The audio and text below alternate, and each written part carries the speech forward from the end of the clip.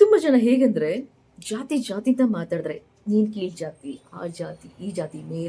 ಮೇಲ್ವರ್ಗದವರು, ಕೆಳವರ್ಗದವರು ಅಂತೇಳಿ ತುಂಬ ಇರೋದು ಮನುಷ್ಯ ಜಾತಿ ಒಂದನ್ನ ಅದನ್ನ ತುಂಬ ಡಿವೈಡ್ ಆಗಿ ಮಾತಾಡ್ತಾರೆ. ನಿಜವಾಗ್ಲೂ ಹೇಳ್ಬೇಕಂದ್ರೆ ತುಂಬ ಕೀಳ್ ಜಾತಿ, ತುಂಬ ಕೆಳಮಟ್ಟದ ಜೀವನ ನಡೆಸೋರು ಯಾರು ಗೊತ್ತಾ?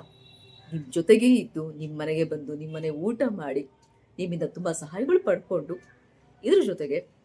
ನೀವು ಹೊರಗಡೆ ಅಂತ ಹೋದಾಗ ನಿಮ್ಮಿಂದನೇ ಸಹಾಯಗಳು ಪಡ್ಕೊಂಡು, ನಿಮ್ಮಿಂದನೇ ತುಂಬ ಖರ್ಚು ಮಾಡಿಸಿ, ಆ ದುಡ್ಡಲ್ಲಿ ಶೋಕಿ ಮಾಡಿಕೊಂಡು, ಇದಕ್ಕೆ ಮೇಲೇನು